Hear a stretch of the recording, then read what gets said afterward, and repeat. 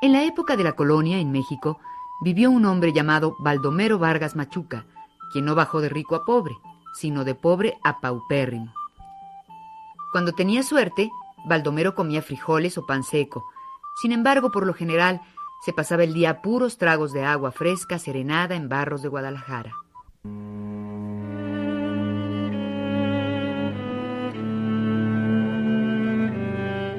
El triste de Baldomero Vargas Machuca andaba con una ropilla calva, sin pizca de pelo, una capita deshilachada, verdinegra y pelona también, tal vez con más mugre que tela. Sus pies se sumían en unos zapatones viejísimos, que seguramente eran los únicos que se había puesto en la edad madura, pues sus puntiagudos juanetes jamás se le habían visto entre otros zapatos que no fueran aquellos. Sí, Baldomero Vargas Machuca no era pobre, sino paupérrimo. Su vieja ropa cubría una piel reseca y arrugada que ya dejaba ver sus apolillados huesos.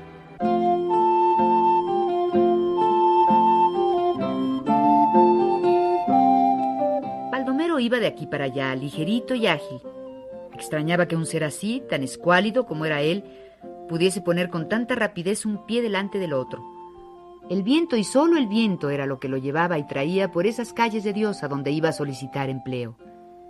Pero el pobre de Baldomero nada encontraba, fuera de promesas, esperanzas galanas que le iban dando entre sonrisas y que luego se le marchitaban como olvidada rama de perejil.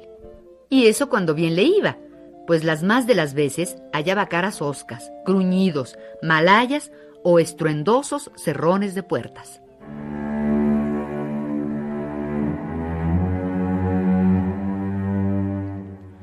Baldomero Vargas Machuca se hallaba reducido a la última expresión de la flacura. Si le daba tos o estornudaba, cualquiera creería que con la repentina y violenta sacudida su cuerpo se iba a deshacer en el acto, cayendo diseminado por el suelo como castillo de naipes. Por falta de comida, traía las ideas deshebradas, como cuentas de un collar cuyo hilo se revienta. El único anhelo que tenía Baldomero era vivir, por el lado que fuera, del real erario o presupuesto de aquel entonces. Quienes sabían le aconsejaron que se olvidara de la inútil monserga de andar viendo a jueces, alguaciles, secretarios u otra gentecilla menor y que se fuera derechito a contarle sus cuitas, una por una, al arzobispo virrey, quien era hombre recto como los caminos de Dios.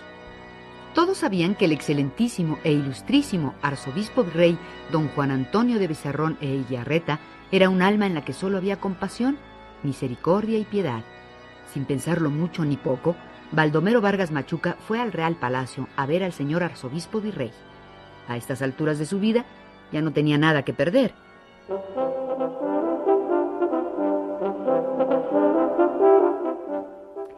Al llegar al palacio, Baldomero se encomendó a Dios y entró en la antesala virreinal llena de cortinajes, alfombras y muebles que mucho le admiraron.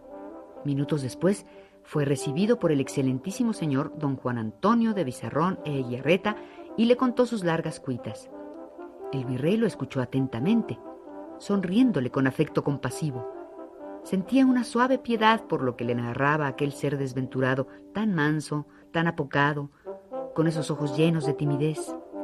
Después de oírlo, el virrey se quedó pensativo buscando en su memoria un puesto para dar a ese hombre.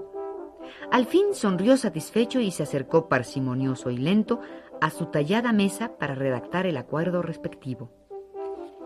Iba a sentarse a escribir cuando entró su secretario de cámara y le dijo al virrey que acababan de llegar los bordados de Michoacán que se habían encargado.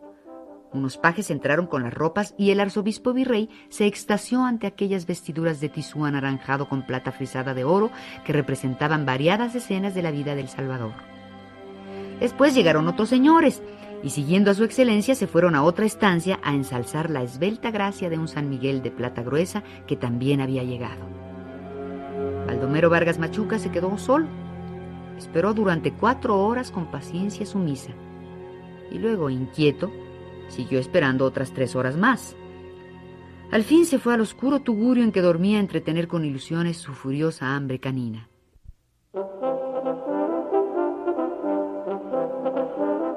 Al día siguiente volvió a palacio. El virrey lo recibió con dulce simpatía.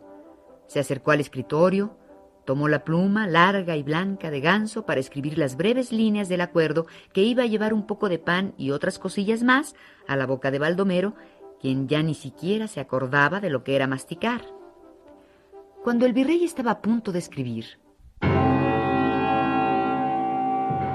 sus ojos fueron a dar a un montón de libros que se encontraban sobre su escritorio. Dejó la pluma y un débil grito salió de los labios del excelentísimo Bizarrón y Eguiarreta.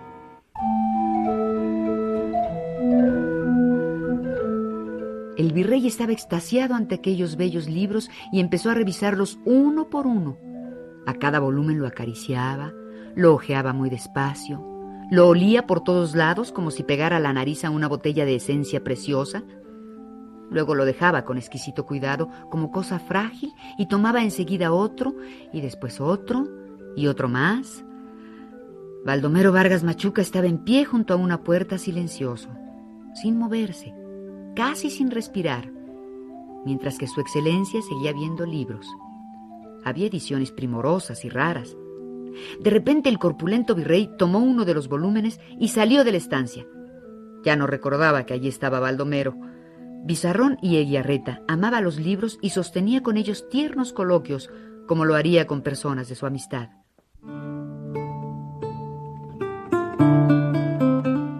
El infeliz Baldomero lo estuvo esperando en vano durante horas. Ya muy entrada la noche, salió del palacio llevándose una acongojada tristeza en el alma.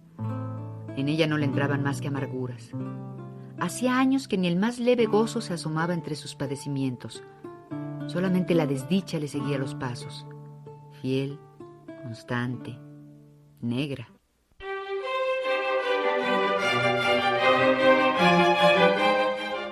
Al día siguiente salió de su húmedo cuchitril sin ánimos de volver a palacio.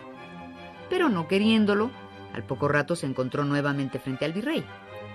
Este lo acogió con la bondad de siempre y le oyó otra vez con paciencia la triste relación de sus aflicciones. El virrey, con su afabilidad cariñosa, se le metía a Baldomero por las puertas del alma. Su excelencia le dijo que a partir de ese instante acabarían sus males, ya que le daría un empleo como interventor de consumos, o en la oficina de propios, o en la de alcabalas, o bien en el juzgado de la Providencia. El arzobispo virrey empezó a escribir el ansiado acuerdo, y el infelizote de Baldomero se quedó casi con colapso, en las cumbres de un sabroso bienestar, sintiendo suavísimos júbilos de gloria. Sin embargo, en ese mismo momento, el secretario de Cámara entregó al virrey la Gaceta de México que acababa de salir a la luz con fecha 23 de octubre, y su excelencia, con voz cálida, pastosa y llena de modulaciones argentinas, se puso a leer en voz alta lo que decía allí acerca de los dos suntuosos órganos de la Santa Iglesia Catedral.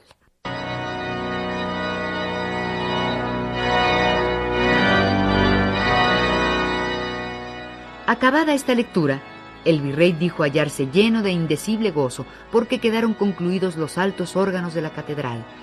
Con ese contento, resplandeciéndole en el pecho, se puso a escribir aquel bendito acuerdo que parecía no llegar nunca para que se nombrara a Baldomero Vargas Machuca oficial en el ramo de naipes.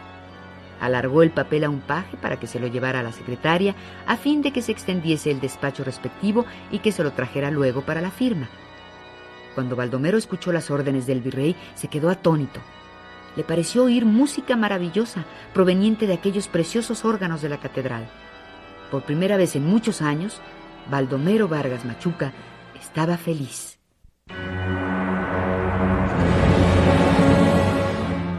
De repente, Baldomero sintió un rudo golpe en la mitad de la cabeza. Creyó que le habían dado un enorme porrazo con toda la torre de la iglesia mayor y que después le asestaron otro golpe horrible en el pecho. A él se llevó las manos con ansia congojada y se apretó el corazón. Luego fue notando que los ojos se le cerraban blanda, dulcemente, y que lo invadía un sueño apacible y grato. Todo lo veía alejarse en remota y nebulosa lejanía. Se le cerraron los párpados con suavidad y de modo apacible se fue quedando dormido. Baldomero había muerto. Eterno sueño es la muerte.